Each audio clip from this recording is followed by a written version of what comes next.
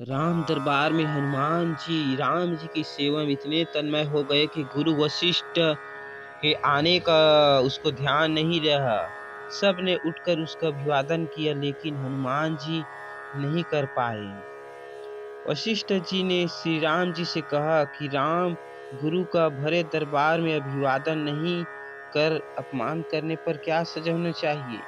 श्री राम जी ने कहा, गुरुवर आप ही बताए। वशिष्ठ जी ने कहा, मृत्युदंड। श्री राम ने कहा, स्वीकार है। तब श्री राम ने कहा, गुरुदेव आप बताए कि अपराध किसने किया है। बता दूंगा, पर राम, वो तुम्हारा इतना प्रिय है कि तुम अपने आप को सजा दे दोगे, पर उसको नहीं दे पाओगे। श्री राम ने कहा, गुरुदेव, राम के लिए सब समान है। मैंने सीता जैसी पत्नी का सहर्ष त्याग धर्म के लिए कर दिया, फिर भी आप संशय कर रहे हैं। नहीं राम, मुझे तुम्हारे उस पर संशय नहीं है, पर मुझे दंड के परिपूर्ण होने पर संशय है। अतः यदि तुम यह विश्वास दिलाते हो कि तुम स्वयं को मृत्यु दंड अपने अमोघ बाण से दोगे, तो मैं अपराधी का नाम नहीं और अपराध बताऊंगा। श्री राम जी ने पुनः अपना संकल्प व्यक्त कर दिया। तब वशिष्ठ जी ने बताया कि अपराध हनुमान ने किया है। हनुमान ने भी स्वीकार कर लिया। तब दरबार में राम जी ने घोषणा की कि कल शाम काल सरयू के तट पर हनुमान जी को मैं स्वयं अपने अमोघ बाण से मृत्यु दंड दूंगा।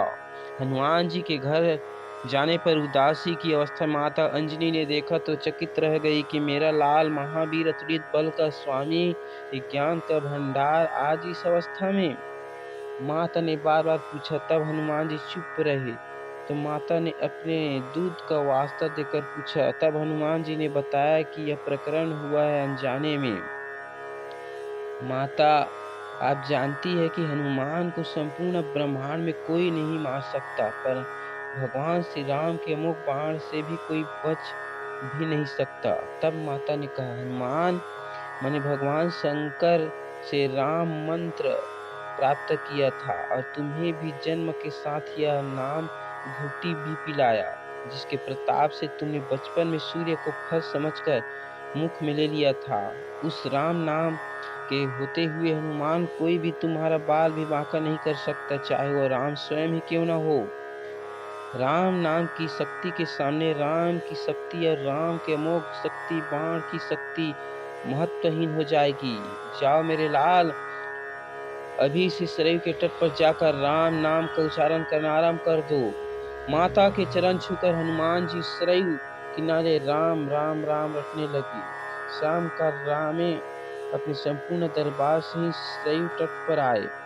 सबको कुतूहल था कि क्या राम हनुमान जी को सजा देंगे। लेकिन जब श्री राम ने बार बार राम बाण अपने महान शक्तिशाली अमोघ शक्ति बाण चलाए, पर हनुमान जी के ऊपर उनका कोई असर नहीं हुआ। तो गुरु वशिष्ठ ने शंका जताई, राम, क्या तुम अपनी पूर्ण निष्ठा से बाणों का प्रयोग कर रहे हो।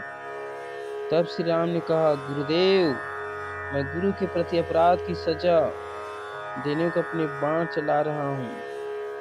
इसमें किसी प्रकार की चतुराई करने मैं कैसे अपराध कर सकता हूँ। तुम्हारे बाण अपना कार्य क्यों नहीं कर रहे हैं। श्री राम ने कहा, गुरुदेव, हनुमान राम राम की अखंड रट लगाए है। मेरी शक्ति का अस्तित्व राम नाम के प्रताप के समक्ष महत्वहीन हो रहा है। इसमें मेरा कोई प्रयास सफल नहीं हो रहा है। आप ही बताए गुरुदेव, मैं क्या करूं। गुरुदेव ने कहा, हे राम, आज से मैं तुम्हारे साथ तुम्हारे दरबार को त्याग कर अपने आश्रम जा रहा हूँ। जब राम नाम का निरंतर जप करूंगा।